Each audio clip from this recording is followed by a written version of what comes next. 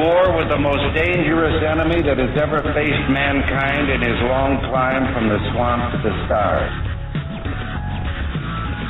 And it's been said if we lose that war, and in so doing lose this way of freedom of ours, history will record with the greatest astonishment that those who had the most to lose did the least to prevent its happening. We, the people, tell the government what to do. It doesn't tell us. Our Constitution is a document in which we, the people, tell the government what it is allowed to do. The man is not free unless government is limited. An informed patriotism is what we want. But still watch closely. And don't be afraid to see what you see.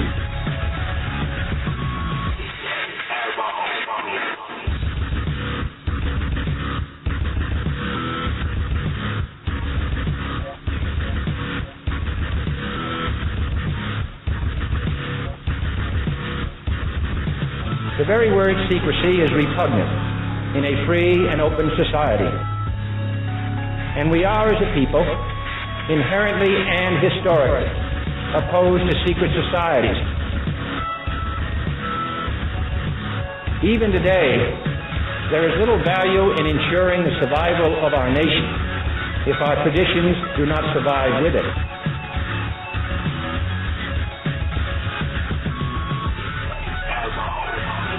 For as a wise man once said, an error doesn't become a mistake until you refuse to correct it. When in hell are all you people going to wake up? Moretti, Underground, the Liberty Report. Well, hello, America. Welcome to the Monday, February 2nd, 2015 edition of Moretti Underground, the Liberty Report. We're broadcasting live from the studios of PRN Radio Network, the exclusive home of the Watchmen of America program, by the way. Hey, Watchmen, how you doing, guys and girls? I'm Joanne Moretti, and I have an awesome co-host with me. His name is Scott Fararello. You all know him. We're happy you tuned in. Our call-in number is 714-888-7404. And our chat rooms, both at Blog Talk Radio and, of course, right here at PRN, are open for you, too. Our colleagues, Lynn, AstroTurf, and Famous Anna, are in the chat rooms putting all the links to our sources, articles, investigations, and other important documents in there, so you have them available to you for your own records. And thank you, ladies, for that kind courtesy. I'll tell you, they do a lot more than put links in the chats. You should work with these people. They're the smartest people I've ever met in my life. You might run into several of our colleagues and correspondents in the chats, too, so please say hi to each other when you get over there. We have an amazing show lined up for you today. David Codrea is going to be here. David writes for the National Gun Rights Examiner, and he broke a story the other day that is going to blow you away. It involves the ATF, the Department of Justice, the Fast and Furious debacle, and the whistleblowers. So he's going to be here in a little while and break his story with us.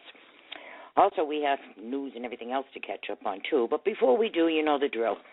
I have to do that disclaimer first, and that's just to let the feds and the administration and alphabet agencies know that anything said on this show is solely my responsibility and not that of our wonderful sponsors, the Watchmen of America, or PRN. The disclaimer goes like this. The comments made by hosts and or guest hosts or phone callers of the PRN radio network do not necessarily reflect the viewpoint, ideology, beliefs, or anything else of members of the Watchmen of America program or the Patriot Resistance website, either in past, present, and future broadcasts. All right, this show is probably rated PG-13, too, and like I tell you all the time, we don't hardcore cuss or anything, but, might be a little over the kid's head, so you know your kid. All right, anyhow, we got that out of the way, so let's give Scott a proper introduction, and I'll open up his microphone, and then we'll get on with the show. Welcome, Scott. Hey, Joanne, how you doing? Good, honey. How was your weekend? Oh, it was fun-filled. F&D, huh? Fine and dandy? Yeah, well, I'm not in jail, so that's a plus. That works well. Hey, it's Groundhog Day. People been molesting groundhogs all over the country today. Did Mayor Tommy de Blasio drop it on its head again? No, but one of them did get bitten by one. The one in Pennsylvania, he said we're going to have 6 more weeks of winter. The one in New York, he didn't see his shadow, so he said it's going to be springtime. Meanwhile, they're getting bundled with 19 inches of snow as we speak. And the one in Wisconsin bit the dude holding him. So I don't know whether that means 6 more weeks of winter or not. I think it might mean stitches, if you ask me. However, we got a snowcast from our dear friend Anna. She's got some safety tips. Famous Anna posted an article. It's going to be very frigid. Now, you know there's a storm moving across the Great Lakes and the middle of the country heading up towards New England. The Patriots were able to land in Boston, by the way. They just landed. But the wind chills and the temperature are going to drop. Anna said that it's going to be dangerously low wind chills, and it's going to go throughout Tuesday morning. She says that it's going to result in frostbite or hypothermia if you don't take precautions, so please do. She said winds are going to be 5 to 15 miles an hour with gusts up to 25 miles an hour, and the temperature is going to fall around 0 to 10 below, so you might even get lower with the wind chill. So just make sure you take care of yourselves and don't get any frostbite out there. You know what else today is? What? It is Chris Kyle Day in Texas. It's his birthday, actually. But Governor Greg Abbott signed it into law that today is Chris Kyle Day. And I think it's only appropriate and fitting. Also, did you get a chance to see that Super Bowl yesterday? Boy, what a game, huh? No, I didn't watch it. Yeah, well, the last few minutes were the best part. I don't know. I'm a Patriots fan. I don't know why Seattle threw that ball instead of ran it, but it got picked off. You know what? I heard about that. Boy, talk about fishy. I mean, you know, you got a chance to win a game and you throw away literally the last chance. I mean, you know, I'm glad I don't follow this stuff. Well, I don't know. Butler was pretty good at sneaking up on that guy. He was wide open for a second there. Butler come out of nowhere. But I thought it was a good game anyhow. The halftime show, though, I noticed a few things about that. First of all, the people were dressed. They must have changed their dress code because usually they're walking around half naked, you know, free button around there. But everybody was dressed. They had long sleeves and long pants on, except for Katy Perry. She had this flaming Illuminati dress, and she come in on a mechanical lion. Yeah, lovely. Yeah. I'm glad I missed it. But, you know, I saw it because, you know, they posted on Facebook. Right.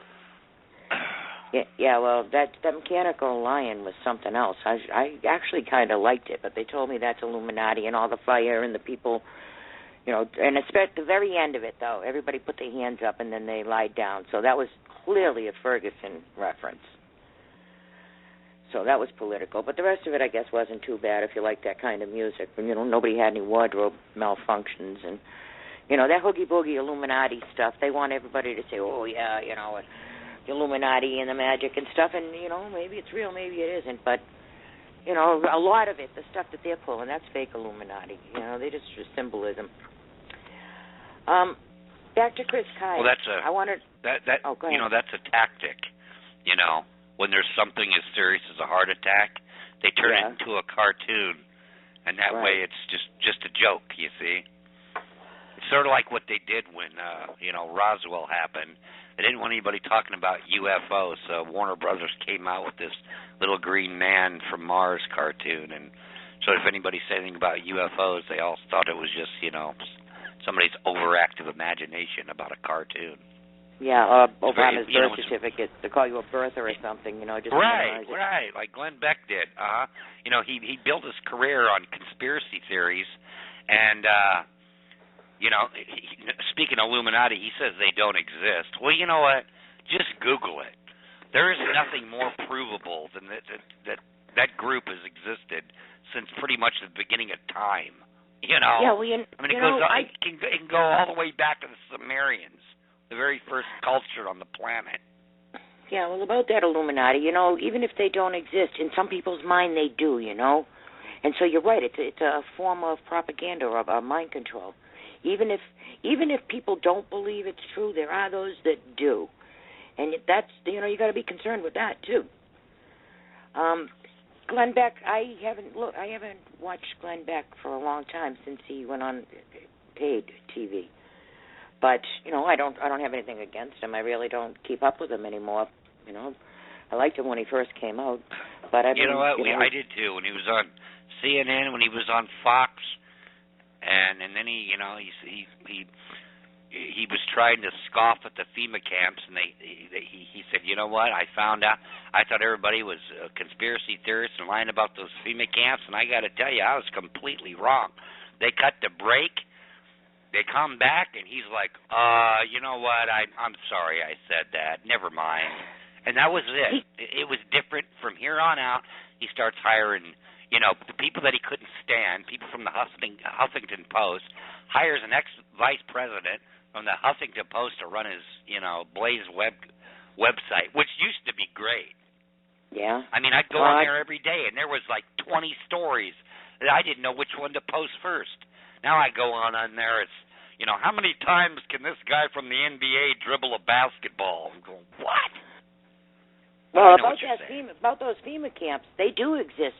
And as a matter of fact, who confessed to it was Mayor Bloomberg. You remember during Hurricane Sandy, he was telling everybody, stay off the beaches, and, if you think you're going to be a wise guy out there, we're going to put you in internment camps upstate. Oh, is that a fact? Yeah. We have internment camps upstate? What are you trying to say there, Bloomberg? Whoops. Yeah, and it's something, every now and then these politicians slip and accidentally tell the truth. Yeah, well, that was a big slip.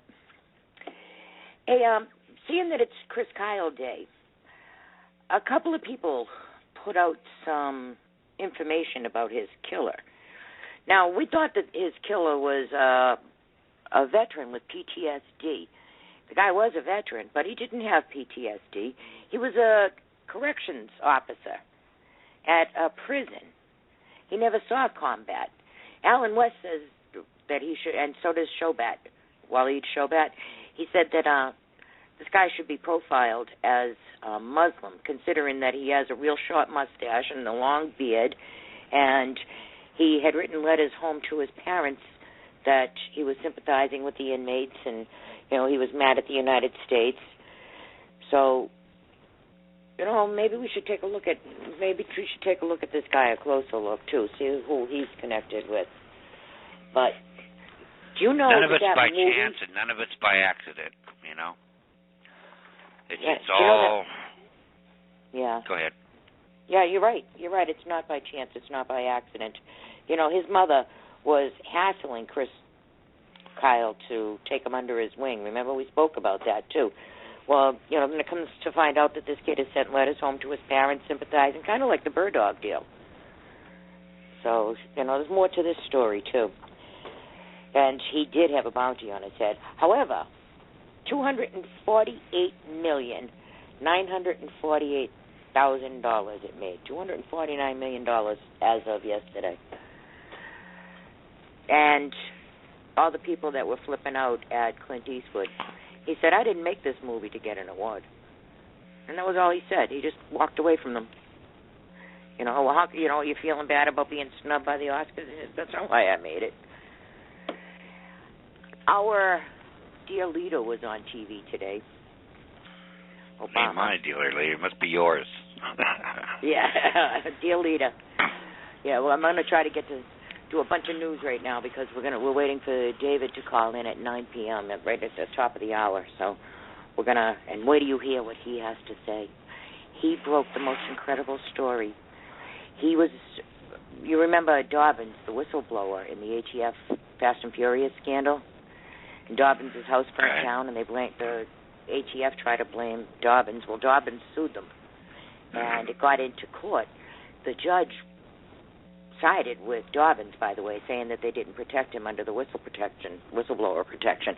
But also, you're not going to believe what the judge did. I mean, he called out the DOJ lawyers for lying, for withholding evidence, for intimidating witnesses. The judge heard every bit of it. He's not even taken any more filings from these lawyers. Wants them disbarred. So wait till David gets here. This is huge. And it goes right up to Fast and Furious. That's where it all began, with these whistleblowers.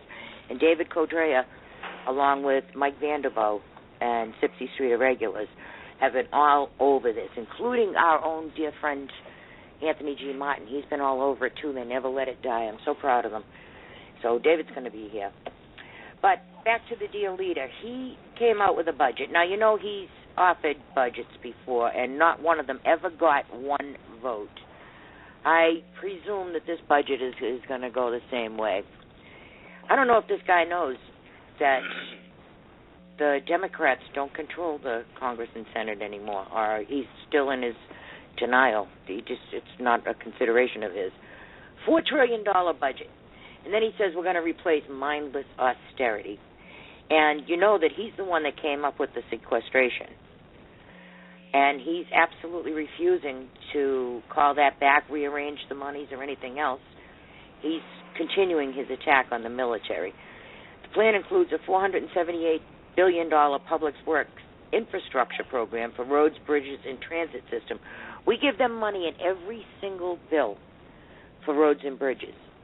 And all his roads and bridges were all in those continuing resolutions, paid for time and time again. If there was something in one of those in that budget, say there was $2 million for a new road, every time that budget had a continuation, it got another $2 million. We never got the roads and bridges. Where's the money? Just like we gave them the money for the fence, for the border. Well, that's, this is what happens when you got a out of control criminal government that does whatever they want with no oversight, with nobody ever getting in trouble. It's just a license to do whatever you want. Right. And if you give someone a license to do whatever they want, guess what? They're going to do whatever they want. And never in the history of the country have we had such a radical nut job that just does exactly whatever he wants. He looks at he must look at a notebook full of what's good for America, and then does exactly the opposite. And then, he calls our enemies our friends our enemies. I mean, everything that you hold dear that made this country great, he hates. And everything that you despise and that's destroying this country, he loves. Yep. And I support the military. I like the military. I like the people that join the military because they're going in for the right reasons. They think they're protecting this country. But they haven't protected our freedoms since World War II, when they started, creating wars that didn't need an act of Congress to declare a war. You want to protect our freedoms? Invade Washington, D.C. I mean, you know what I'm saying? The Russians and the Iranians aren't the ones taking away my Second Amendment. They're not the ones, chipping away at all our civil liberties. They're not the ones spying on us. They're not the ones threatening to throw us in prisons. That's a good point. Those are very good points. And he does side with our enemies. You know what he did this morning? He actually taped it last night. But this morning is when it was broadcast. He did an interview with NBC. He tipped off ISIS. Now, last week, McDonough gave up a hostage's name. It was a female American being held hostage by ISIS. And McDonough gave up her name. Her name is Christie. I don't know the last name, nor would I say it. But anyhow, so they tipped their hand there. Now, today, he said that he's doing everything in his power to rescue that California woman held by ISIS. So that tips off ISIS. That tells them, we better move this chick around and we better not stay still because they're doing everything they can to rescue her. He didn't say get her back. The Times of Israel reported, Obama says the U.S. is doing everything in its power to try to rescue an American woman being held by Islamic State group militants. That's another thing, too. He doesn't call them Islamic. He said they're not Islamic, but Islamic State is the I and the S at the beginning of their name. Anyhow, a day after Japanese journalist held by the militants was purportedly beheaded, Obama says the U.S. and its allies are deploying all available tools to identify a 26-year-old aid worker's location. He called her captivity heartbreaking. So he just told them what we're doing. He said that there's a bunch of people out there looking for her. So you know they're going to have to move her around. I like the way Jordan handled it. There's a Jordanian pilot being held, too. Now, we know that the 2 Japanese hostages, there were separate videos that they were beheaded. Jordan come out and said, if you kill our pilot, we will kill every one of the prisoners of yours that we hold. Well, there you go. That's a whole new approach to it. That might work a lot better than saying, oh, please, please, please, and can we give you money, and can we give you some of your prisoners back? Yeah. Yep. I don't know. I lost faith in the system a long time ago, but well, I still have just faith. Because I'm a realist. I have faith in Scott. I have faith in us. I have faith in the American people, and we're gonna fix this. You know, how many times have we said, even on this show, that Obama, with Soros, USAID, the State Department, were responsible for overthrowing the Ukrainian president? And that's what pissed off Putin to start with. Well, and this is what they do, you see. Soros and the government, you know, they create these fringe groups, all right, or they rebrand their name because, you know, their old name is getting linked to them too often, to wreck a country, and then they come out and say, hey, we need billions and billions of dollars to rebuild this country that was wrecked. Yeah. You know what I mean? And that's what they're doing now. Well, this time they picked a good investment. You know, this time they didn't pick some weak little tin-pot dictator. They did overthrow the Ukrainian democratically elected president, however. And with the help of Soros, his Renaissance Foundation, we've talked about that, and how he had tried the Orange Revolution before and failed. Well, now he succeeded this time because Obama and USAID and the State Department and everybody were helping him out. It was the same people, the same players as the Muslim Brotherhood, and Obama had overthrow Mubarak and overthrow Libya, which we're going to get to because that's another breaking story. But right here, Russian Foreign Minister Sergei Lavrov said that Obama's remarks about power transition in the Ukraine are proof that the United States was involved in the anti-government coup. Sputnik International says, U.S. President Barack Obama's remarks that the United States had brokered a deal to transition power in Ukraine last year proved that Washington was directly involved in the anti-constitutional coup in the country, Russia's top diplomat said today.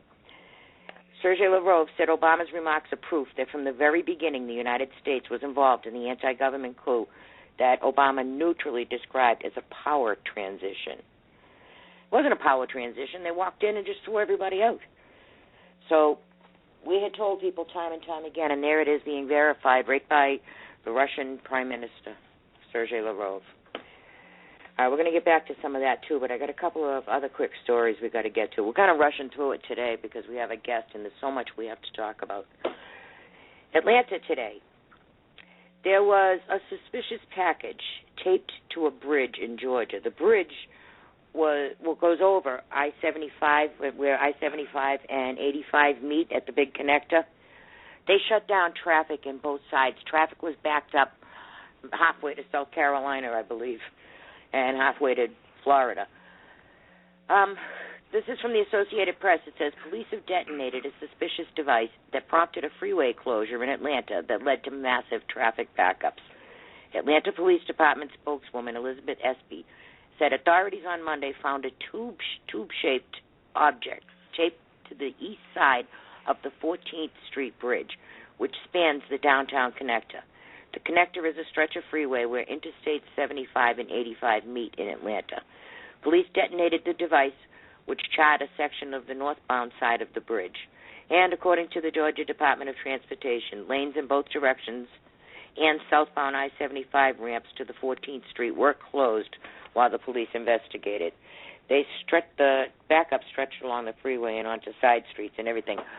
I was watching some blogs and some updates. People were posting that it was a Coke can with a camera and a note. And the camera said, slow motion camera, do not remove until spring. And it was for some art project or something. So you figure they might tell somebody before you go strapping tubes and cans and cameras and duct tape to a bridge. I thought you were going to say it was a roast beef and Swiss sandwich dressed to Chris Christie or something. Nope. Some stupid little college kid was doing an art project and decided what they was doing with the slow motion camera that needed to be left there until spring without telling anybody, hey, do you mind if we put a camera up here and don't anybody think it's a bomb or anything? Don't mind those wires and batteries and cans and camera lenses and stuff and the duct tape. So I can see why they did that. But, yeah, that was just stupid. And the traffic jams, man, they're still jammed up in traffic trying to pull themselves out of it now. And one more quick one is Bobby Christina Brown. That's Whitney Houston's daughter. She's still unconscious. She was found face down in her bathtub. First reported as a drowning. They were going to take her off the life support today, but the doctors saw a slight glimmer of hope. She does have some brain activity, not much, minimal response. And it says she's been in a medically induced coma since Saturday when she was found unconscious in her bathtub. The family is talking about funeral arrangements and asking for privacy. So I still don't know if they're going to take her off or not. They said they're still talking about it. So she's the child of two crackheads. I don't think she had much brain activity to begin with, but I'm surprised that they even had a kid. How did Whitney Houston stay sober for 9 months? Whitney Houston. That's a miracle. She was actually a good girl. She was a good Christian girl. She sang in the choir. When she met Bobby Brown and started getting into all that Illuminati stuff, that... Oh, yeah. Oh, he destroyed her. Yeah. He's the one who got her on the drugs, and that was it. Mm-hmm. What a piece of work. Oh, yeah. What a piece of work. Yeah. He's a real loser, and she was a good girl at one time. She fell into it, and now her kid is suffering the consequences, too. Let's talk about our economy for a little bit, because Obama now has added 5.46 million foreigners to our economy. And it ends up being I think it was almost 2 more million that went back to 2009. But these are just the recent ones, 5.46. And he's doing it sneakily, too. This is from the Daily Caller. Obama has quietly handed out an extra 5.46 million work permits for non-immigrant foreigners who arrived as tourists, students, illegal immigrants, or other types of migration, according to federal documents released by a Freedom of Information Act. The executive branch is operating a huge parallel work authorization system outside the bounds of immigration law and limits written by Congress, in which inevitably reduces job opportunities for Americans. The true magnitude of how often he has evaded the limits set by Congress on foreign workers has never been known until now. If Congress wants to take back control of our immigration system, it needs to control the issuance of work permits, which have been the vehicle for Obama to get around the legal limits on immigration and work visas imposed by Congress. So he doesn't care about the law, about limits, about anything else. He's going to do whatever he does until he is stopped or doesn't feel like doing it anymore. I don't know how long we're going to be able to do this. His budget, he's going to raise taxes, supposedly on the rich, but where do you find out who the rich are? Anybody who makes $100,000 a year. Yeah, it's never the rich. They have tax havens overseas, Cayman Islands, places where there are no taxes. That's where the super rich keeps all their money. And, who gets it? Well, with any good Marxist, they always go after the middle class because they don't want a middle class. They want a ruling class and a slave class. Right. You know, that the poor people don't pay the taxes. They don't have the money to pay the taxes. And the rich people pass the taxes on to those who are working, who have a couple of bucks they can afford to pay taxes. So you're right. You know what else they want to tax? They want to tax stay-at-home parents. I don't know. Stay-at-home parents. Yeah, liberals are accusing, like, mothers or fathers who stay home to mind the kids while the other parent works, saying that these stay-at-home parents are robbing the system, and they want to tax them what the taxes would be for domestic help, for babysitters, for home help and cleaning aids and things like that. So they want to tax these parents. The poor parents, if only one person is working, how are they going to pay mad taxes anyhow? And then to pay taxes on an income you don't even have? This is what I mean. I mean, but when they can do this and get away with it, carte blanche, they're going to do it. I mean, I wouldn't even believe this was possible except for that governor taxing the rainwater a couple of years ago. Go ahead. Yeah, well, they're going to tax you for working. They're going to tax you for not working now. I mean, work at home is work, but still. Listen to this. It says, all within the state, nothing outside the state, nothing against the state, declared Benito Mussolini.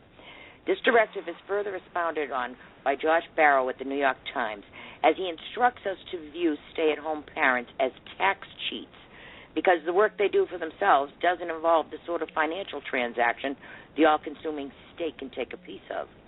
Obama's proposal to expand a tax break for working parents with children under 5 has some conservatives criticizing it for discriminating against stay-at-home parents, but the libs now want to tax them at like 50% of what child care expenses would be, up to a maximum of $3,000 per child. So if you have 4 kids, they want to charge you $12,000. God. Imagine that. No, I can't. And of course, illegal aliens and minorities be exempt. So it'll just, stick every white person on the planet on the street, living under bridges. And then single working parent families, of any color, they don't care. If you stay at home minding your own kids. Know what else they did? Some elementary students, all right? One of them has a problem and keeps crapping on the gym floor at this Kermit Elementary School. Well, what they did was they took all the kids, they separated them, boys and girls, they pulled down their pants and checked their butts to see if anybody had any evidence of who it might be that's crapping on the gym floor. Can you believe that? I would tip that school over. I would consider it a sexual assault, and I would be ripping. I mean ripping. A Texas boy. Yeah, wait a minute, wrong one. I can't believe that. I just can't believe it. It's Gustine, Texas. Parents are crying foul after an elementary school forced about 24 kids to drop their trousers in class in an attempt to apprehend a serial floor pooper. I felt uncomfortable and I didn't want to do it. 11-year-old Eliza Medina tells WFAA, I felt like they violated my privacy. The news station characterized the incident by saying students partially strip-searched. And according to the student, she and a number of her classmates were rounded up and taken to separate rooms based on gender. She said they were then told to pull down their pants to check them to see if they could find anything. Eliza resisted but gave in to the peeping school employees. I said I didn't want to, but I was told I had to because all the other kids had to. So this father is absolutely rip-roaring, and he got thrown out of the school for being angry. Are you kidding me? Well, at 11 years old, I would have told the teacher to F off, so Yeah. And another story while we have this out. This little boy, he's 9. He goes to this elementary school, too. And he went to see Lord of the Rings. So in school, he was goofing around with the other kids. He was wearing a Lord of the Rings ring, from the Middle-earth and Mount Doom and all that. And he was goofing around. He said that he was telling the kids he could make them disappear just by using his ring, they threw him out of school. Yeah. Yeah. When I was that kid's age, I was drawing pictures of me hanging teachers from the rafters and blowing their faces off with shotguns. I was drawing this, and I was showing it to the teacher. Look, here I am blowing your head off. Isn't it hilarious? Here I am hanging you from the tree outside. And I mean, they'd chuckle and kind of look at me like I was Charlie Manson or something, and just, blow it off, because it was just creativity, and it was a way I was getting back for, not liking school. Can you imagine what they would do to a kid today? Oh, back then, what they used to tell kids, if you're angry, write a letter to yourself, or draw pictures and just get it out that way. So, now they'd have you in a straitjacket. Are you kidding me? You'd be on Midland. Yeah, you'd be in jail. Yeah, you'd be doing Thorazine. This is not America anymore. It's the Soviet Union, 1970, and just by us talking like this, either one of us could get thrown in jail for it. I mean, there's so many regulations and rules now. There's no way anybody can wake up and go through a day without breaking at least 10 laws. Yeah. Absolutely. Hey, Al Sharpton's in the news today. Oh, again? Yep, Al Sharpton's in the news today. He's a tax cheat, right? Mm-hmm. He's dealing drugs again, Viagra. That. Well, all I know, according to you, is that he shoots pool with a rope. I'm going to take your word. Yeah, that's why he needs the Viagra. Yeah. However, a story came out today from NRO saying that records show every business started by Al Sharpton has been closed for failing to pay taxes. He never paid taxes at all, period, for anything. His for-profit, his non-profits, he's not required to, his own income. This dude just doesn't think that he needs to pay taxes. Well, he don't have to. Well, he's got friends in low places. Yeah, you ain't kidding. It says, so far, every for-profit enterprise started by Al Sharpton and known to National Review Online has been shut down in at least one jurisdiction for failure to pay taxes, a review of public records in New York and Delaware reveals. Records show that Sharpton's beleaguered for-profit entities often overlap and intertwine, some sharing ties with the Reverend's non-profit organization. So he's even overlapping that. The National Action Network, man? Their financial records are copious, confusing, and sometimes outright bizarre. And together they depict persistent financial woes for Sharpton, who also personally owes New York State nearly $596,000. That's just his state taxes that he owes. So it goes on. It says, to have a history of noncompliance with tax obligations, it says Yorks, Meyer, Markey, and Justic, a certified public accounting firm that has had no dealings with Sharpton or National Action Network. It appears that Sharpton does not file taxes for his businesses and then opens up something else. At all the entities we see he has opened up, he has not been compliant with the obligation of the owner of a business. He's either willful in his behavior or he's just sloppy. And he was traveling internationally, by the way, and was unable for a comment on that article. So where is he? Who's he aggravating now? Well, when you're part of the inner circle, you can do whatever you want. That's what I mean. Well, I know Malik Shabazz. Rules don't apply to the ruling class and friends thereof. Yeah, well, Malik Shabazz is down in South Africa, and he's going back in May, too. But he had a big rally down there for white genocide, to kill off all the rest of the white people in South Africa, and they invited him back. And that's the one that said they had to kill the white babies in the womb and all that. All right, speaking of international, let's talk about Obama working to defeat Benjamin Netanyahu. This feud between Netanyahu and the Obama administration has gone huge. I mean, this is international now.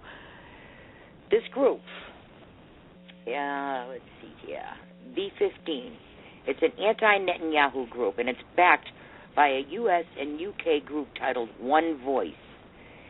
Also, they are connected. They list on their website they are partnered with the State Department, the United States State Department, too.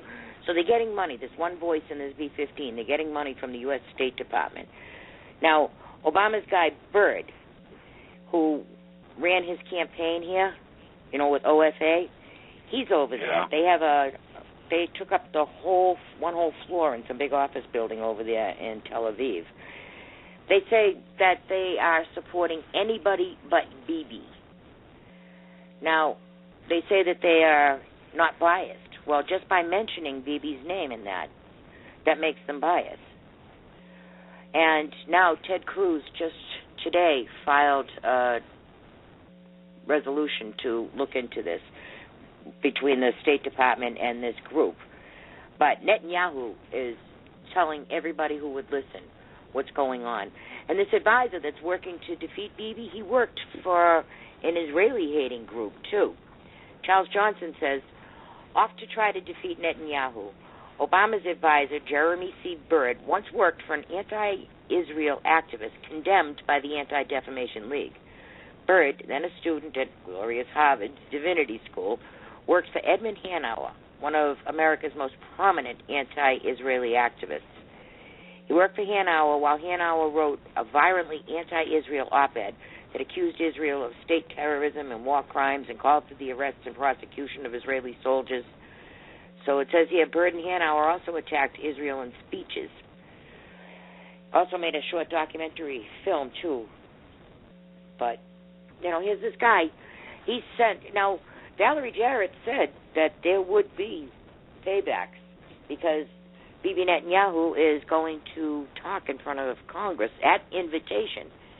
And the threats was because they're spitting in Obama's face and not telling Obama. Well, that's baloney, too. Boehner came out and said, no. Just like last time, we told him that Bibi was going to be here. Last time they never gave us a response, and this time they never gave us a response. It's not like they don't know he was coming or that they were not informed or nobody told them. They were informed well ahead of time. And if they had any objections, they should have raised it instead of just ignoring it. But you see, this is just much ado about nothing. It's a non-story. And that's what they do. They create non-stories, so at least it takes the media time to report on him. I mean, he comes over, he makes a speech. Who cares? He goes back, he does exactly what he's going to do, and Obama's going to do exactly nothing's going to change over his speech. No. But they whip it up like, oh, it's a big deal, and look at John Boehner. He's actually doing something good for a change. I think he's turning a new leaf. No, he hasn't turned over a new leaf. It is a big deal. Sure it is, because they're using State Department money to give to this private organization to oust a leader of a foreign country to affect the outcome of an election. That violates the Hatch Act, the Logan Act. Hey, at least Netanyahu's lucky he's not Muammar Gaddafi. Talking about heads of state. I mean, I bet Gaddafi wishes they would have sent over a team of election fraud experts. He's roasting in hell right now with the pipe up his rear end. That's our very next story. I'm glad you brought that up because, ladies and gentlemen, this story that Scott just mentioned about these secret tapes and Muammar Gaddafi and everything that went on in Libya, that is breaking wide open. Our colleague, Denise, who has a show tomorrow night with Bobby, wrote an incredible article on these tapes that were given to the Washington Times. The Washington Times put them out in 3 parts, actually. And the way that it went down in Libya was, Muammar Gaddafi was not a good guy. Okay, we'll start there because I don't want this to sound like I'm sticking up for Gaddafi. However, right is right. All right, Gaddafi, they wanted to overthrow Gaddafi. Hillary put into Libya transnationals to act as though it was a popular uprising, the same exact thing that we told everybody they did. Remember, we told everyone that they dropped 600 transnationals into Syria, and we all know about all the Muslim Brotherhood and the transnationals who went to Egypt and Tunisia and all the other places. Well, the same thing happened in Libya. They put all these transnationals in there to stir up trouble and to overthrow Gaddafi. Hillary wasn't happy with that. Hillary wanted Libya to be her crown achievement. So she wanted to go to war with Libya no matter what. And it was going to be a springboard to take over the rest of the Middle East and an operations point. And, you know, they have a port there. They have fertile soil. They got water. They got everything there. So she wanted Libya. Even though she was lying, she told everybody that Gaddafi was imminent to commit genocide against his people. In the meantime, Gaddafi's sons were telling them, no, we're not, no, we're not. We are fighting transnationals who aren't even Libyans. They are starting a civil war in Libya. We're not fighting with the people. These people aren't even Libyans. She didn't want to hear it, and she wouldn't let anyone else hear it. Finally, the Gaddafis called Congress. Now, back then, Pelosi was Speaker, and Reid, of course, was the Senate majority. Telling the Republicans wouldn't have done them any good. There was nothing the Republicans could have done. They reached out to Dennis Kucinich, who is a key Democrat. Kucinich took the call from SAF after talking to the congressional lawyers and all of that. And he was saying, no, we're not committing genocide. That's not imminent. Somebody's lying. They, in turn, now, Kucinich the other night said that he talked to the people at the State Department, at the Department of Defense. None of them had the intel saying that any genocide was imminent either. But Hillary persisted. Hillary, not just Hillary, but, of course, Obama and Valerie Jarrett. Samantha Powers went to the UN. Remember the responsibility to protect? She went to the UN and she lied. Even then, the UN said, okay, you can do your responsibility to protect. We can have a no-fly zone. And they even specifically said regime change was not the goal. In the meantime, the Gaddafis are saying, you know, we'll step down. All we need is a few bucks to get us out of here and some money to live on, and just be assured that the government stays intact or at least can handle these transnationals who are trying to overthrow it. Hillary, Susan Rice, Samantha Powers, Obama, none of them were going to hear about it. They didn't want to hear it at all. Even though their own State Department, their own Department of Defense, and all their intel community are saying, no, that we don't have this intel. Where are you getting all of this? And even Kucinich. Now, whoever gave these tapes up, and the Washington Times said it was someone at the State Department, not the State Department, the Defense Department. Somebody at the Defense Department gave them to them, and they kept them, you know, in a silhouette there. They kept their identity secret. This was all going on, and Hillary and Samantha Powers and Obama and everybody, John Kerry, they were all saying that they, you know, the poor Libyans and Gaddafi's going to kill them all, and he wasn't. None of it was true. That brings us to Benghazi. If this overthrow, and you know, I mean, when they said no-fly zone, since when do buildings fly? They were blowing up buildings, and they did regime change. They not only killed Gaddafi, but they killed his kids, too. And not one bit of it was true. Not a word of what was going on in Libya was true. Now, Kucinich knew about it. Why didn't they stop this? You know, he said he consulted lawyers. He kept his mouth shut. But the Washington Times, and I'll guarantee you, those tapes went to the New York Times and to the New York Post and to every other outlet, too. But they sat on it. Let me tell you something. If they're sitting on it, they should keep their mouth shut that they even own it now. I can't stand General Wesley Clark, okay? I can't stand him. But 10 years ago, he went on YouTube. You can find this. Just go to YouTube. Wesley Clark talks about 8 countries in 5 years. And he said he was in Washington, and some general friend of his stopped him in the hallway and said, boy, did you know we're going to attack 8 countries in 5 years? You know, and he went through. Libya was one of them. Every one of them that didn't have a Rothschild central bank. And here Muammar was. He couldn't jump through enough hoops. He got rid of all his weapons programs. He was kissing our butt until he needed chapstick. And he did. Look what he was trying to do. He was trying to gold back his currency. He was trying to help out Africa. He was giving married couples. All you had to do was get married in Libya. He give you $50,000. All right. I mean, the place looked like a Hawaii resort. When he was in control of it.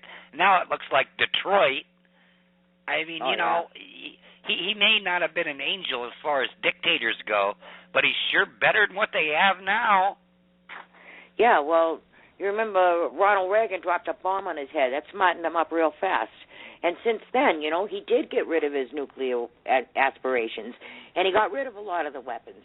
Now, the Washington Times says that Libyan officials were deeply concerned in 2011 as Secretary of State Hillary Rodham Clinton was trying to remove Muammar Gaddafi from power, that weapons were being funneled to NATO-backed rebels with ties to al-Qaeda.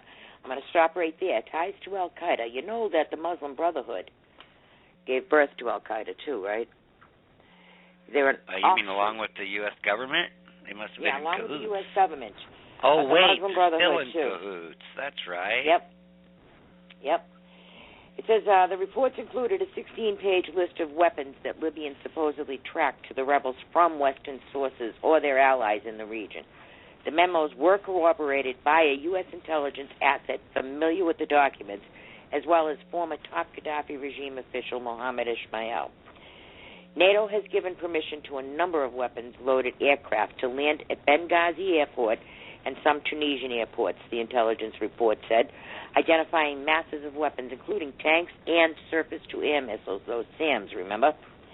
That report was prepared in English so it could be passed by a U.S. intelligence asset to key members of Congress, identified specific air and sea shipments observed by Libyan intelligence moving weapons to the rebels trying to unseat the Gaddafi regime. There's a close link between al-Qaeda jihadi organizations and the opposition in Libya, the report warned. In the document and separately recorded conversations with U.S. emissaries, Libyan officials expressed particular concern that the weapons and training given the rebels would spread throughout the region, in particular turning the city of Benghazi into a future terrorist haven. Those fears would be realized a little over a year later when a band of jihadist insurgents attacked the State Department diplomatic post in Benghazi and a related CIA compound, killing 4 Americans, including Ambassador J. Christopher Stevens. Today, more than 3 years after Gaddafi fell from power and was killed, Benghazi and much of the rest of Libya remain in chaos, riddled with violence among rival tribes and thriving jihadi groups.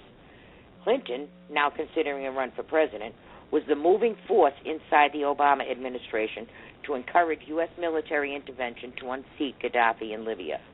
The latest documents and audio recordings are likely to give her Republican critics on Capitol Hill fresh ammunition. The Times reported last week that U.S. intelligence did not support the story that Mrs. Clinton used to sell the war in Libya, mainly that there was an imminent danger of genocide to be carried out by the Gaddafi regime.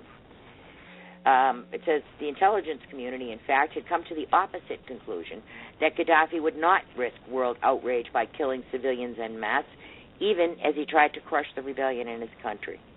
The Times also reported that the Pentagon and key Democrats so distrusted Mrs. Clinton and her decision-making on Libya that they opened their own secret diplomatic conversations with the Gaddafi regime going around the State Department.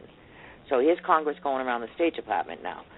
In one conversation recorded in the summer of 2011 between Libyan officials and an intelligence asset dispatched by the Pentagon as a backdoor channel, the asset told Mr. Ismail, who served then as Gaddafi's chief of staff, that U.S. officials were considering taking some of the Libyan dictator's frozen money assets and sending it to the rebels. I'm in contact with some of the people over in Benghazi, and they told me point blank that their first use of this money is to buy military training, weapons, and mercenaries. So now you know what happened to Gaddafi's money. In a separate conversation with Dennis Kucinich, an Ohio Democrat serving in the House, Gaddafi's eldest son, Saif, told the congressman that Libya intelligence had observed Qatar, a major U.S. ally in the region, facilitating weapons shipments. Qatar has steadfastly and repeatedly denied that. The Qataris have spent more than $100 million on this, and they have an agreement with the rebels that the moment you rule Libya, you pay us back, Saif Gaddafi told Mr. Kucinich in a conversation that was recorded in May 2011. And here's the conversation. So it's your position that your government has been trying to defend itself against an insurrection brought about by jihadists who were joined by gangsters, terrorists, and there's basically about 1,000 people who were joined by NATO, Mr. Kucinich asked. Yes, Saif Gaddafi replied. So you're saying this relates to internal matters internal to the region, relating of a power struggle in which they turn their attention to Libya to try to engulf Libya as their own desire for increasing their power? For the Qataris, they are doing this with every country, Gaddafi said. This is their plan. I mean in public. This is their own agenda. I mean, it's not something hidden or something, private. But now we have, and plus the French and British also have their own agenda, commercial interests, political interests, and they have their own interests, they told us, especially the French, and the Qataris and the British. We want those people to share the power with you, our own people, the heads of rebels. Anyhow, this goes on, but as you see here, the intelligence community could not back that up. Hillary did it anyhow. Obama signed off on it. Samantha Powers and Susan Rice stood in front of that UN and lied. See, this is what I mean. This is what I mean about people like Hillary, okay? She can do stuff where the Pentagon itself is even against her doing it, and she does it anyway and gets away with it, okay? So this little thing last week about, catching her doing this, and that's going to ruin her chances of running. Nothing's going to ruin her chances of running if the powers that be want them in there. They could do anything. They could elect a ham sandwich. Kucinich was on TV the other day saying that, he told his congressional colleagues, and they did an investigation, and their investigation found out the same thing that Saif said. Well, they never asked for permission. So Congress was completely left out of the equation too. So remember that. They just went around Congress and everything else. But soldiers got killed. Our ambassador got killed. They don't. They don't care. Civilians. Like she said, what difference does it make? It doesn't make any difference because she's Clinton and you're not. I mean, that's basically it. They get away with whatever they want to get away with. They get a license to do anything. And then now we find out it's the Qataris who are moving those weapons. Don't matter. And we're still Joint sucking Chiefs up of to Staff. the Qataris. The president gives a speech, and Joint Chiefs of Staff sit there and clap and smile, and it's all just one big happy cartel. Yeah, and how many times have we reported that Valerie Jarrett was holding secret talks up there in Qatar with Iran and other countries, I don't even see what the angle and all so these, far. I mean, and now Qatar, Qatar's over here. We dropped those Taliban off with Qatar to keep an eye on them. Qatar is their boss.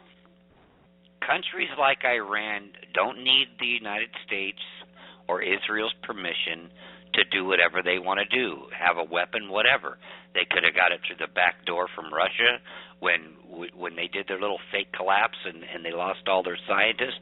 They could have done it through the back door with North Korea. They could have done it through the back door with Pakistan. I mean, there's a million different places they could have went and got it, and they wouldn't have told anybody about it. The UN inspectors is a joke, They're like the equivalent of the DEA calling up a drug dealer saying, hey, we're going to come over to your house on Thursday to check to see if you got any drugs. Well, I wonder if the people, I wonder if they're going to hide their drugs or get rid of them before the DEA comes over there. That's, it's a joke. So I just don't see the angle yet, unless it's to, worry Americans and stress people out and, I don't know. It's not, and you know what? It's not even just Al-Qaeda they're funding, because this Pakistani ISIS guy admitted to receiving U.S. funding, too. This is from RT. A man to believe a Pakistani commander of Islamic State, or Daesh, Yusuf al-Salafi, has confessed to law enforcement agencies in Pakistan to getting funds by way of the United States, according to a leading Pakistani newspaper citing its sources. It says, during the investigation, Yusuf al-Salafi revealed that he was getting funding routed through America to run the organizations in Pakistan and recruit young people to fight in Syria. A source close to the investigation revealed to Urdu language Daily Express.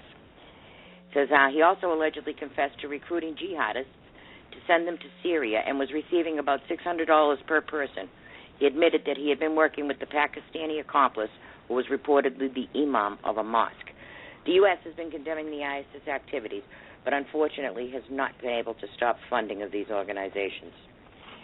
All right, and on that note, I'm going to take a break, and then when we come back, I believe our guest is here. And we are back, ladies and gentlemen. Thank you very much for sticking around. You're listening to Moretti Underground, the Liberty Report, right here at PRN Radio Network, exclusive home of the Watchmen of America program. Now, without further ado, our very, very special guest is here, David Codrea. He writes for the National Gun Rights Examiner. He's an incredible blogger, and he has stuck with this ATF and Fast and Furious and Holder story and the whistleblowers, and he's going to be here. He put out an article the other day with breaking news that everybody should be aware of. So without further ado, I'd like to welcome you. David, please say hello to our guests, and let's have a nice chat about what you've been up to. Joanne, it's really nice to be joining you again on the program. And, yeah, you're right. We have a story here that is just almost unprecedented. We have a federal judge in a ATF personnel dispute, of all things, saying that 7 attorneys working for both the Department of Justice and ATF have committed fraud upon the court for their roles in witness intimidation, witness tampering, and withholding evidence. This judge is furious, and it goes to the case of Jay Dobbins, who is a retired ATF agent. Jay is the guy who infiltrated the Hells Angels, among other groups. He wrote a New York Times best-selling book about it. And when it was all said and done, instead of protecting him, ATF did not protect his name and did not protect his family. Jay's house was burned to the ground. It was an arson fire. There were death threats against him, death threats against his family, and it ended up in litigation suing ATF for failure to live up to its contractual obligations. And at that point, ATF did what ATF always does. They start playing dirty pool. Among the things that they did was they accused Dobbins of setting the fire himself. Well, funny thing, the ATF internal affairs guy looked into it and investigated it thoroughly, and he said, no, this is wrong. This guy has been victimized. He was then intimidated by an ATF witness, okay? This is the internal affairs guy being intimidated in a federal case. So what does he do? He goes to the ATF lawyer. He goes to the DOJ lawyer and says, you have to tell the judge. What did the ATF and DOJ lawyer do? They say, under no circumstances are you going to tell the judge, and if you do, your career is going to be toast. With that, okay, now you have to understand now. By this point, the judge has ruled in favor of Dobbins, ruled against ATF, ruled in favor of Dobbins in his claim, even gave him a monetary settlement, and now all of a sudden, and this is unknown to us at the time, why the judge ends up revoking his own judgment.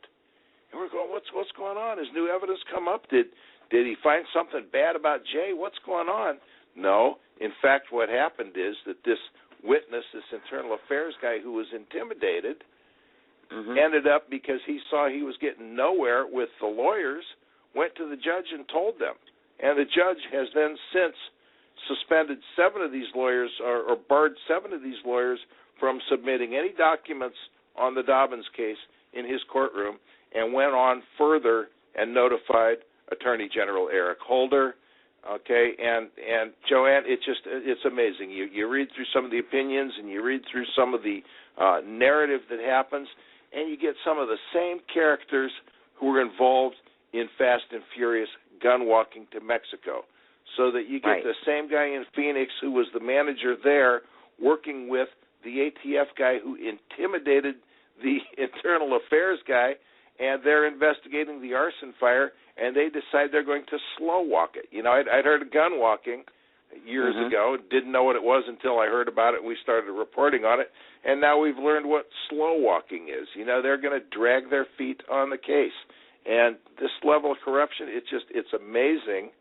And what's even more amazing is that we can't get, again, the mainstream media to pay any attention.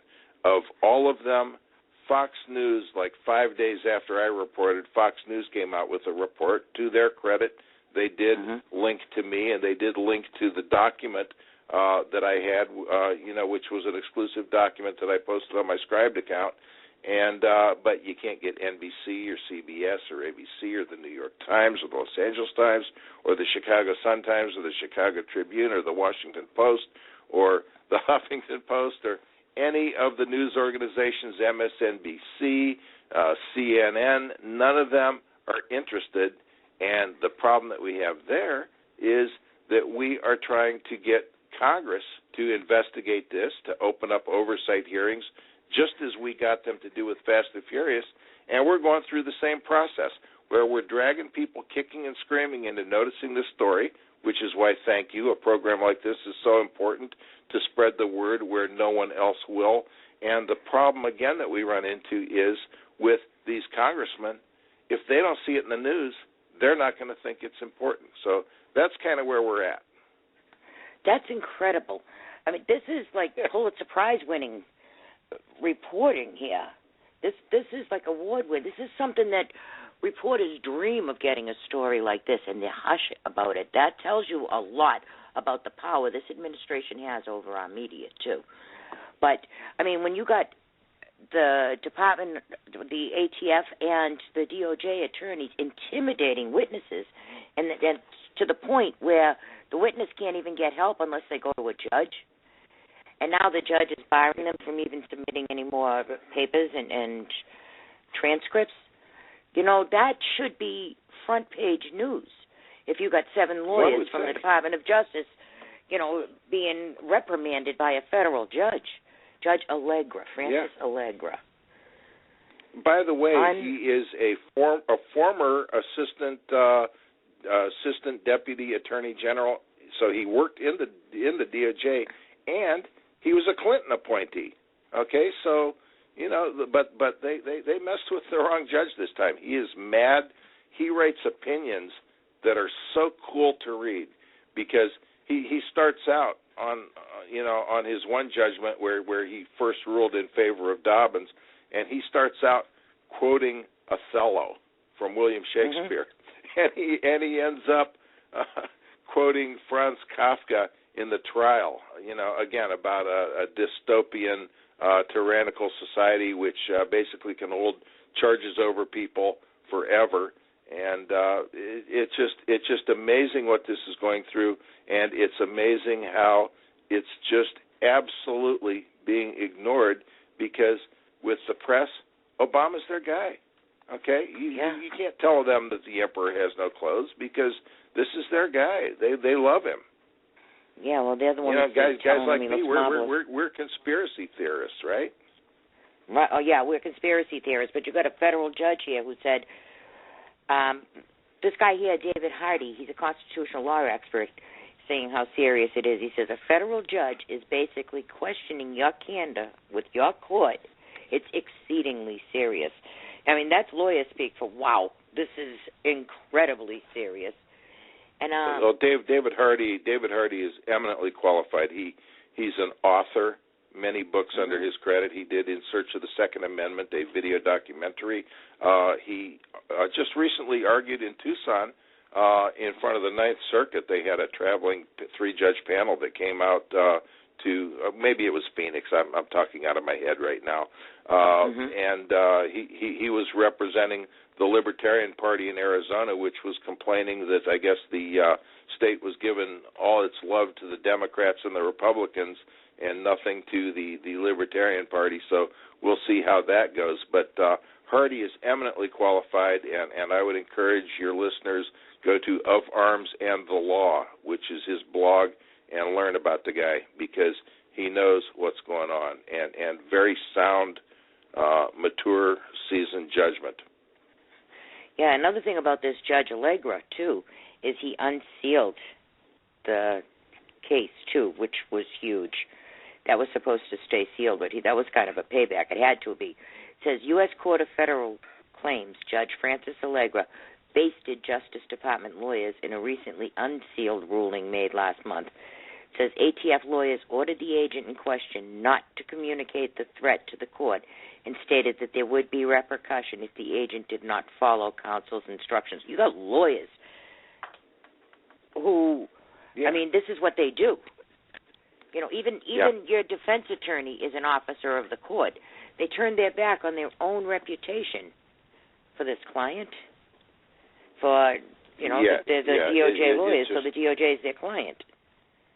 It's just amazing, and I'm going to be looking into things. I've been in communication with Mr. Dobbins, who I first came across reporting on Fast and Furious. He was very, very helpful in giving all of the media some helpful information on background, personalities, procedures, things like that, so that we could understand what's going on. You know, you get into an area that is outside your area of familiarity, and it's real easy to get lost. It's real easy to get bamboozled by people who want to throw, you know, insider terms at you and things like that.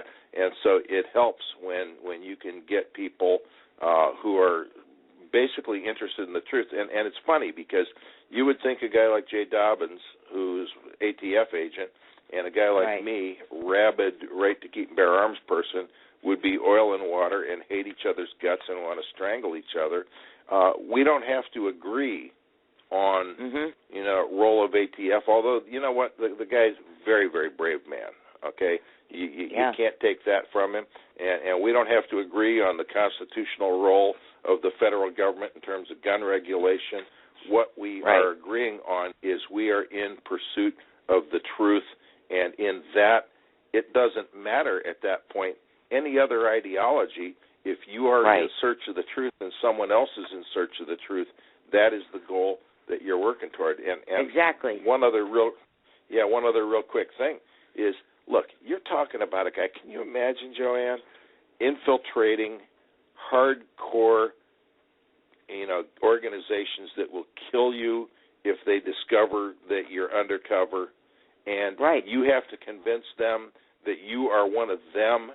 Okay, and can you imagine what that would do to your guts and your ability to sleep, and you're wondering if you're going to be outed and whether every day is going to be the last, or you have a meeting with somebody and did somebody tell on you, and all this kind of stuff. And can you imagine the personality and the strength of will and discipline it takes to be able to do that? And then all of a sudden you get these punk bureaucrats, you know, from Washington that are messing with this guy. They picked the wrong guy to mess with. I'll tell you why that. Why do they? And tell our listeners why they're going after Dobbins to begin with.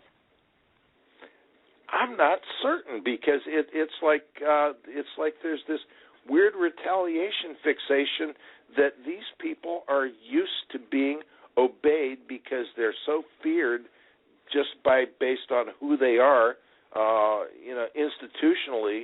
And with this artificial authority that these small people who absorb this authority and feed off of it, you know, somehow feel like everybody needs to fear them and bow them and kiss the ring and tug the forelock and obey or be destroyed. And when they run into somebody who says, no, bring it on, you remember as kids we had these little wind up like robot toys and things, and they'd walk, but if they got into a corner they'd keep walking because they didn't know what else to do. And it's almost like they have been defied, and they are going to get revenge, and that's all they know. And the retaliation is legendary in ATF. We saw it, in Fast and Furious, and wasn't he one of the whistleblowers in that case? He was a peripheral whistleblower in the case. Yeah. Okay. Yeah. Yeah, that's what I figured. Yeah, he was a whistleblower, but he was, he could only do the ATF stuff. He didn't really know a lot of the other things. I don't believe he was. I don't believe he was directly involved in any way with any of the gun walking. Again, like I said, where he was very instrumental and helpful to the media was in walking people through, the way the Bureau works and who the personalities are. The way we got into this whole thing is that there's a website, Clean Up ATF, that he posts on, another agent, Vince Scheffel, posts on, and this is a website run by agents who are sick and tired of the agency waste, abuse, corruption, and fraud. And by we I mean myself, my friend Mike Vanderbo, who blogs over at Sipsey Street Irregulars. We had been monitoring ATF activities, of course, for many years, and Clean Up ATF for many years. And we saw these guys bringing up all these charges against management. And we're thinking, well, are these just disgruntled guys, or is there something to it? We don't know. And I remember years before Fast and Furious, and poor Brian Terry was still alive, trying to contact the House Oversight Committee, which at the time was run by the Democrats, and saying, look, we got a real problem here.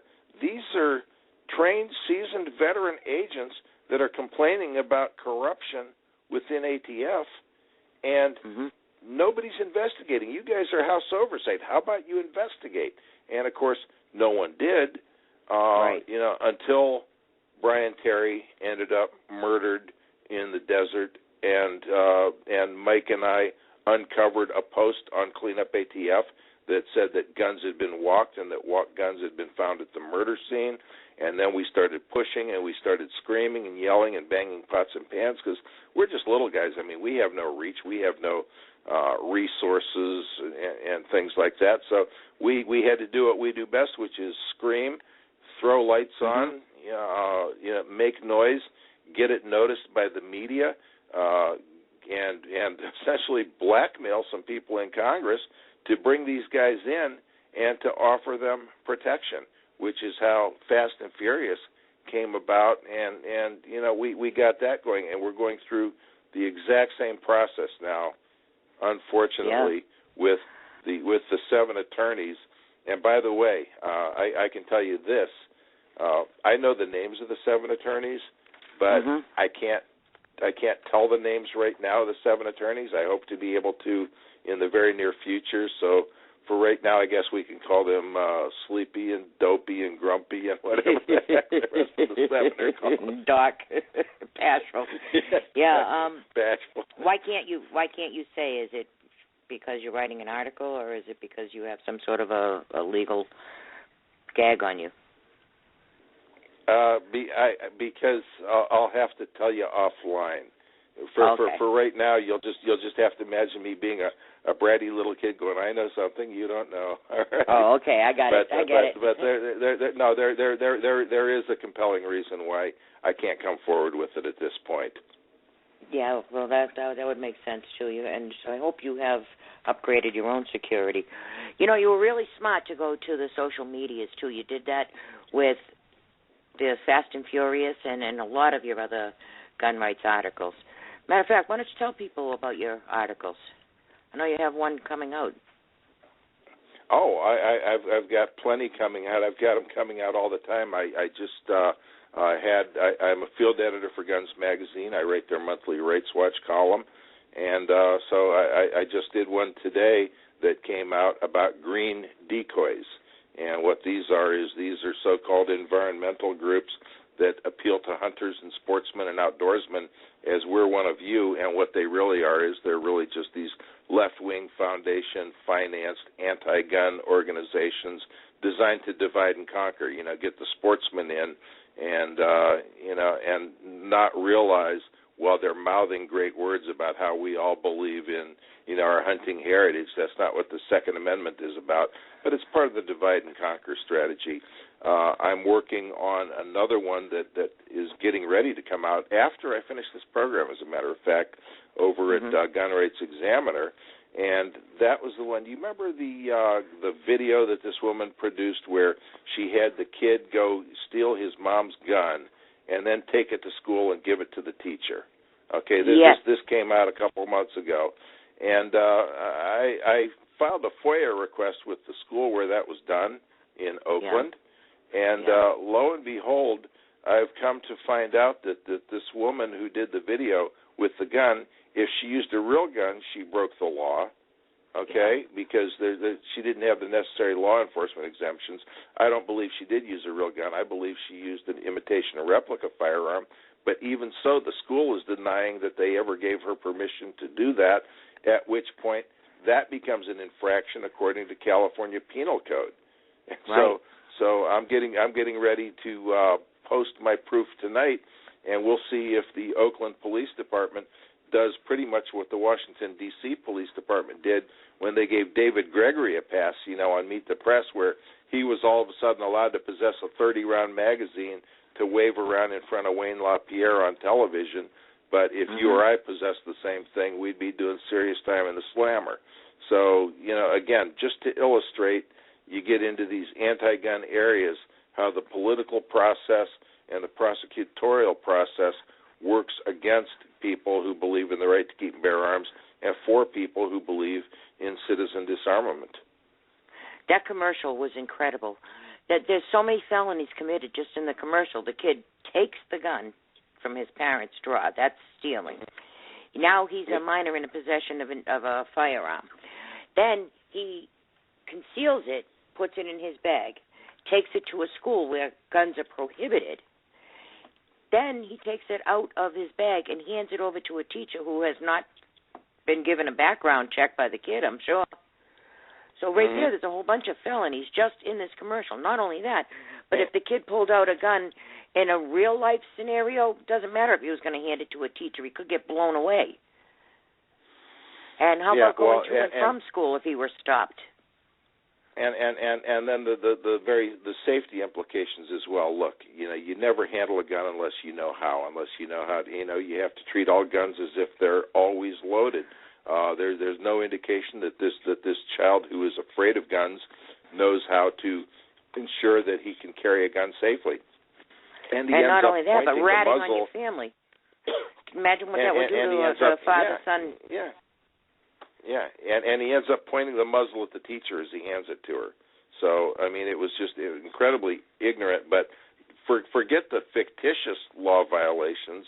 I've found real violations committed by the filmmaker in producing this thing, as well as some real curious disconnects between what the school is telling me via the FOIA request. And that's going to be coming out later tonight on Gun Rights Examiner. That's davidcodrea.com. It's basically my name, DavidCodrea.com.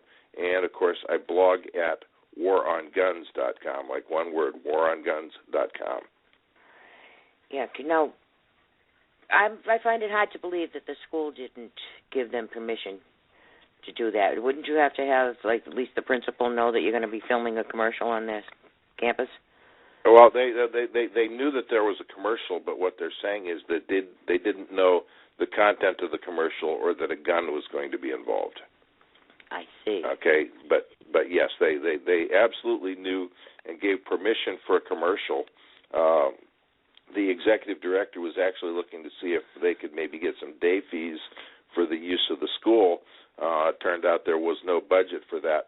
But after all the brouhaha and this blew up in their face and people were criticizing and ridiculing this absurd video, at that point the executive director wrote the filmmaker and said, you have to remove our name from the end credits, and giving reasons like, well, we're a 501c3 and we're not allowed to politically advocate. Well, she knew all this stuff before the video ever was shot. on her campus. So, like I say, I'll be going into that as soon as I get off the program. As a matter of fact, I'm going to go and publish my article and go publicize it, and hopefully I can get to bed sometime tonight before. Before you get buried again in the snow. Oh gosh, I've been clearing that driveway, and I had to clear my neighbor's driveway too. That was nice. But, the temperature's going to drop exponentially, too, so be careful of frostbite. Make sure you have a scarf and gloves and hat and everything on that. David, I really want to thank you so much, and I just want to tell you again on air, I am very proud of you, and I'm glad that you are my colleague, my friend, my co-blogger, all of it. It's thank incredible you. What the things you very, find. very nice. I'm gonna bring up this podcast and tie my kids up and make them listen to these nice words. How's that? Well, thank you. I'm going to do that to mine too. Actually, you can do that to mine. They're bigger than me. Mine are too. All right, okay. David. I want to thank you so much. Again, I appreciate it. All right, and please come back soon. And if anything else breaks, just call in and I'll put you on air. Got it. Thanks a lot, Joanne. Good talking to you. All right, hon. Ladies and gentlemen, David Codrea from War on Guns, National Gun Rights Examiner, and davidcodrea.com. All right, guys, let's get back to doing some news. Still with us, Scott? Yep. All right, my dear. How about that Cuba? Obama's been playing games with us about Cuba, and you know that this has been going on for quite some time, these secret talks. You also should know that Russia has a spy ship off the coast of Cuba. It probably knows every bit of every word ever said in these communications with the United States government on the sly. Castro said that in order for us to normalize relationships, that the United States is going to have to give reparations. We're going to have to turn over Gitmo to them and cut off from dissidents. So we're not supposed to talk to people who have any problem with Castro. That's the dissidents. That's the goal Obama wants too, is to give back Gitmo. That is a very key strategic place in the. I don't even get it, because Russians have been their friend for the last 50-plus years. I think the only reason why he normalized relations is so he can import more illegal aliens. Yeah. I mean, while the media is freaking out over this immigration executive order and everything, I mean, they're not even talking about the thousands upon thousands of Muslim refugees coming in from every country you can name. And you know what? Christian refugees aren't allowed. They're being slaughtered all over the place, like never in the history of time, all right? And the Pope, the only thing he wants to do is push global warming and commie bull ass, Yeah, you're right. And, Obama did absolutely nothing for the Cuban people. Everything he's doing benefits Castro, the communist regime there. Well, yeah. And he's bowing down to him. I mean, what is that anyway? I mean, Fidel, hands the baton over to 80-something-year-old Raul. Mm-hmm. I mean, this guy's been waiting his whole life to be a dictator. I mean, I just don't get it. Yeah. Unless it's to bring over more illegals from Cuba, and Absolutely. But, I don't know why we're doing this. I don't know why we're allowing it. And then for him to bow down to Castro.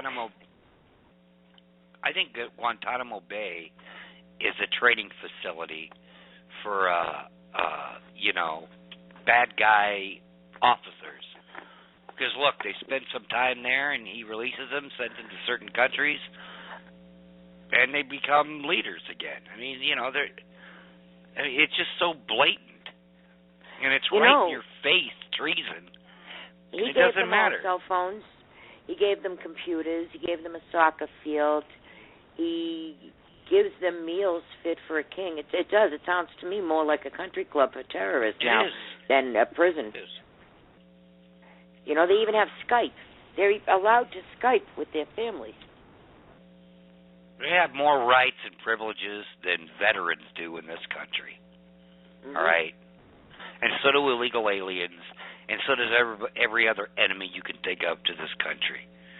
You know, if you're a patriotic American, born here, a veteran of foreign wars, all right, you are lower than a dog in this administration's eyes. Everything goes to the scumbag. Everything goes to the ex-con or the illegal alien or whatever. Yeah, anybody with a beef with this country. He's all the media bringing in talk 75. about, he's bringing in 75,000 Muslim refugees that were vetted by the UN. He's sending them to Ohio, Nebraska, Illinois. And whenever they give a number, it's always three times less than what it really is. Mm-hmm. No matter what. Oh, this free college is only going to cost $90 billion. Well, you can bet it's going to be, $200 billion. I mean, Obamacare, it's only going to cost such and such. What was it, 4 times as much? $4 trillion. I mean, they always $4 trillion in 10 years. lowball everything. Yeah, well, I thought it was going to be $2 trillion. And you it's can double imagine. that. And they want to change the complete demographics of this country. I mean, the only way you can actually tell what the demographics are is when a movie comes out. Because all these anti-American, war, anti-everything movies, always tank and go into the dumper like Selma, and then movies like, Chris Kyle, American Sniper, blows away every box office number they've had in the last 5 years. I mean, there's a reason for that. Because there's still, people want a majority. They want to have some pride. Yeah. That shows where our majority is still at. Well, that's going to all change. And, when you're starting political parties from the Muslim Brotherhood, your sworn enemy, they have to have constituents, don't they? So what better way to have constituents than to fly in a few 100,000? Yeah, did you see the Muslim Brotherhood guy, Mohammed Alibiari, and that other guy? They were flipping out the other day about Islamophobes and about the Chris Kyle movie, and I mean, they were just gone. Do you know that the Muslim Brotherhood is banned throughout the Middle East by most of the leaders in these countries? But they're in our White House. Obama had a meeting last week with a bunch of them. They're going to try to overthrow Egypt again. So, you remember they overthrew Egypt, and all the little commie groups in the, Communist Party USA, the same ones that are doing the Occupy and the Ferguson, the usual suspects, were over there with the Muslim Brotherhood, and they got the Muslim Brotherhood in. Then the people wised up and said, oh, wait a minute, this isn't what we thought democracy was, and they threw the Muslim Brotherhood out. Obama put all kinds of sanctions on them. He doesn't want Sisi in there, and he is doing even worse than what he did to Benjamin Netanyahu. At least Netanyahu can keep a lid on it. But he's got people over there with the Muslim Brotherhood. He's got them in the White House. He's got them. We even have one, Andre Carson, that Nancy Pelosi just put on our House Intel Committee. So the House Intel Committee is now infiltrated. And they are going to make another run at Egypt. All the markers are in place. Probably. And, yeah. Probably. It's just bad. They like Weasley Clark said, 8 countries in 5 years. Egypt was one of them. Libya, every country didn't have a central bank. Iran, Africa. It's just going right down the line. Yeah. This is all planned out far, far in advance. Well, what they're doing is creating a vacuum. They're creating a vacuum, and someone's going to have to fill that vacuum. They have to destroy all of the leadership in these countries so they can step in and take over these countries and put in their central governing force, whether it be the Muslim Brotherhood or some other designated group. Now, the Muslims are a self-policing society, so, anybody who want to take over the government, all they have to do is control the imams, and they're golden. So they have to create this vacuum. in order to take over. You see what's going on in Yemen. You see what's going on in Pakistan. We talked about what happened in Libya for no reason, for no valid reason. Everybody bitched at George Bush for going into Iraq. Look what just happened in Libya. Can you imagine if Russia was doing this? If they were going around swallowing up countries like this? I mean, I hate to play the Hitler card, but it's pretty much what Hitler was doing, just gobbling up every country because he could. Yeah, and when you're doing that, and you're the only superpower left, which is a lie, by the way, because China and Russia are superpowers. They're just not as vocal. Right. But it's all a WWE wrestling match. These world leaders pretend like they can't stand each other when they can. I mean, even Israel, they have been hand in hand with Saudi Arabia, same enemies, and enemy of Saudi Arabia is an enemy of the United States. So Obama or whatever can pretend all he wants that he hates Israel. He's still going to attack Saudi Arabia's enemies like Syria, like Iran, and therefore he's going to attack Israel's enemies. It's just a show. Just a show. That's all it is. Speaking of shows, guess who come out and said that they're going to be cooperating with the Democrat Party in this election coming up?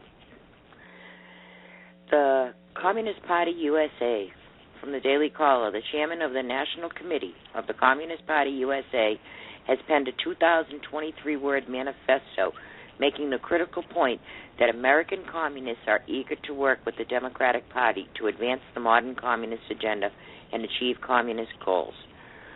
Imagine that. And you see they're going after labor. It says labor and other key social forces are not about to leave the Democratic Party anytime soon, Fischel promised. This guy's name is Fischel. You see what's going on with the union, right? Leo Gerard, Ulsterman's Wall Street Insider, warned us about him.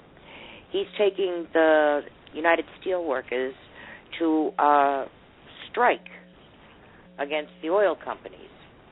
You know that's only going to hurt the little guy and help the Saudis and OPEC. He's going to drive businesses out. Now, the lower price of oil right now is killing the small oil companies. People are getting laid off left and right, and not just laid off, but being told they should probably just find another line of work altogether because they don't see it coming back anytime soon. Not soon enough to help out a family anyhow. So you know that Obama has cut off any type of drilling permit on public lands. So it's not going to hurt Big Oil. Big Oil will be fine. And state-sponsored oils like these Middle East countries, and Brazil, the state owns those oil companies. But the private oil companies, the small guy, are screwed right now. They have known this forever. I mean, they could have been drilling in this country until you don't need OPEC. So it wouldn't matter if they cut production or not cut production. We could have been self-sufficient. Right. They want this. They want this because without problems, they can't rush in with the solution. Exactly. And if there isn't any problems, they create the problems. Elegant dialect. Yeah, you're right. I was just going to say that, too. Another thing, Obamacare. This program, y'all doing your taxes yet? Everybody got their W-2 forms? You better have proof that you have health insurance, or they're going to confiscate your tax return. Make sure you check. Yeah. Who could have? Sure who didn't see that coming? And I want the IRS in control of my health. That's it's like the DMV being in charge, basically. Yeah. That's exactly what it is. I want a criminal organization of collection agencies for a offshore foreign central bank to be in control of my health care. So what do you think it costs somebody a year for health care insurance? $10,000? $12,000? Do you know this Obamacare program cost $50,000 in taxpayer money per person? You could have given everybody $50,000. They could have had all the best health care in the world, the best insurance in the world, and still had $30,000 left over in their pocket. stunning figure comes from the Congressional Budget Office report. Their revised cost estimates for the next 10 years. Government will spend $1.993 trillion over a decade and take in $643 billion in new taxes. So we're down $2 billion. Yeah. The 1.35 trillion net cost will result in between 24 million and 27 million fewer Americans being insured, and a $50,000 price tag per person is what it's costing us. That's a redistribution of health care. It's taking it away from citizens and old folks and giving it to a bunch of illegal aliens and refugees that's never paid a nickel into the system. Just redistribution of health care is all it is. Yep. Speaking of health care, let's talk about this measles thing for a minute. They're saying they're not allowing children in school unless they're vaccinated, and now they're telling us the children that are vaccinated are the ones that are coming down with the measles. So their measles vaccine is useless too, but they still want you to get this measles vaccine. And if you don't get the measles vaccine, you can't be in school. Now, shouldn't vaccines keep you from getting the disease or give you even maybe a milder case of this disease? So how are the unvaccinated children putting the vaccinated children at risk? Not only that, but measles, out of all the childhood diseases, measles is one of the more mild, the chickenpox and the measles. It's very bad for pregnant women to get the measles. I do believe that, yes, and little children. But a regular 9-year-old who gets the measles is more than likely going to be fine. And if they're not fine, they can still be helped with medicines and other things should they need that. But they're monitoring now 1,000 people who could have been exposed to measles. And they already have 100 that have broken out with the measles. They said that it started at Disneyland in California. They're saying that somebody who visited the park brought it in. They don't know. They're trying to tell us it wasn't from the illegals, but who knows where it started from originally. Then they have a Costco. Some employee came down with that, so everybody who went to the Costco and everybody who works at the Costco. But they're telling you it's like everybody's going to die and the world's going to come down. They're treating measles like it's Ebola. The odds are you will survive measles. It's a childhood disease, and it's uncomfortable, and you'll get a fever and a rash and everything, but most likely you will survive. It's not something that's going to kill you, except in extreme cases, people with, immune deficiencies, cancer, things like that. But I don't know. I don't think that we Well, should. You know what? The state wants you to be vaccinated. They want to pump you with mercury and God knows what else, cancer-causing agents, so badly that doctors aren't even treating anyone who isn't vaccinated. How's that? Yeah. And not only that, but, all the other vaccines, too. I saw an article just before we came on air that Merck is being sued for their MMR vaccine, which is measles, mumps, and rubella. First of all, they lied, and it does have connections to autism if given too early. That's why they're telling you not even to vaccinate these kids until they're over 18 months old now. Yeah, and you know when a kid's born, it's running off of its mother's immune system. So why would you? As soon as the baby's born, you give it a hepatitis B vaccine. Why would you do that? What chances of a baby getting hepatitis B? That used to be so rare. The only time I ever heard about it, except for up to the 90s, was the movie Rain Man, when Dustin Hoffman had it. That was it. It wasn't even 1% of the population. I mean, it was so rare. It was like getting struck by lightning twice. Now it's off the charts. I mean, everybody's got a kid, knows somebody with a kid off.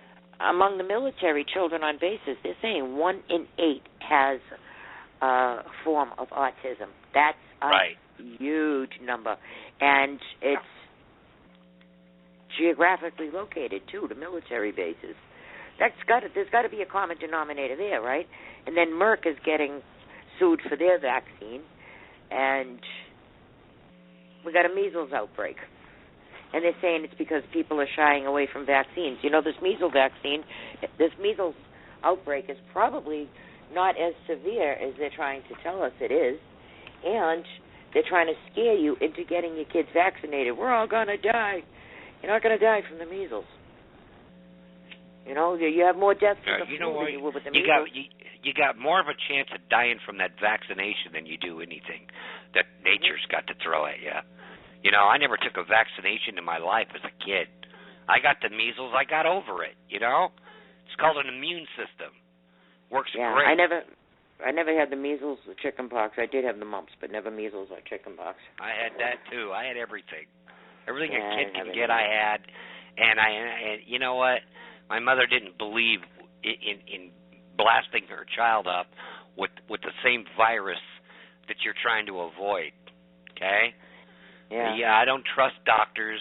I don't trust anybody. I'm not trusting, except for my mother, and she was right.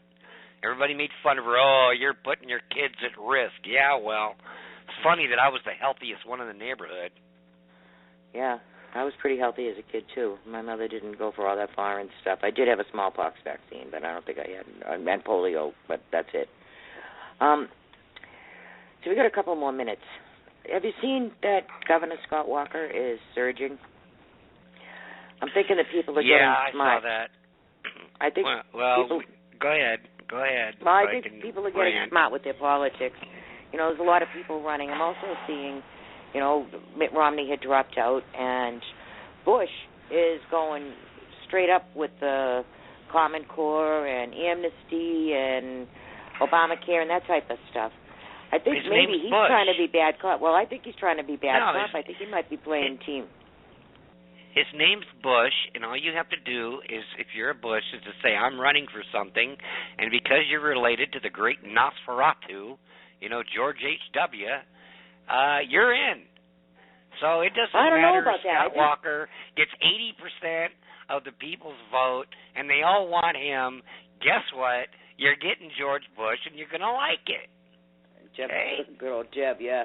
Well, he was a good governor, but he's running like a Democrat. I'm thinking that he's playing bad cop. If you don't like Common Core and you don't like amnesty and you don't like the Obamacare, so why would you vote for a Democrat? Because those are all the things that a Democrat. If you don't like it with Bush, you're not going to like it with a Democrat. His policies are exactly like Hillary Clinton's, no different. All right? Yeah, so, like I said, the only difference between him and Hillary is he has a bigger bra. That's it. Well, I don't know about that, but I'm really liking Scott Walker for a lot of reasons. First of all, he's very articulate. He's won 3 elections in 4 years. He's smart. His state is doing very well. And everybody on the left hates him. He's transformed because, you know, with Republicans and independents and libertarians. He's a strict constitutionalist. He's a huge supporter of state rights. You know, so we'll see how it goes. But he's a bit weak on a couple of issues, but you know, you can't have it all. He says he's for immigration reform, but that doesn't mean amnesty. I've heard that before. But you know, who knows? I guess we'll see. I wrote an immigration plan, and it didn't have amnesty in it either. We could do better. You know, we can upgrade our system.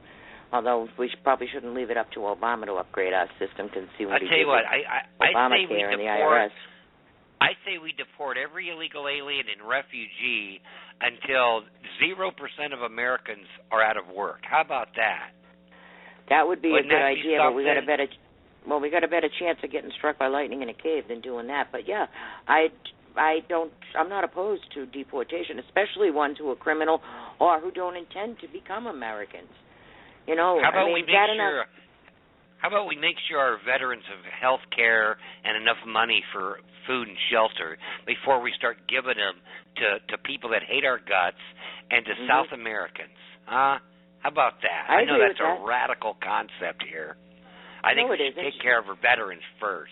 Wouldn't that be nice? Charity begins at home, and we should be taking care of our veterans. They earned it. That's not a gift. That's something we owe them.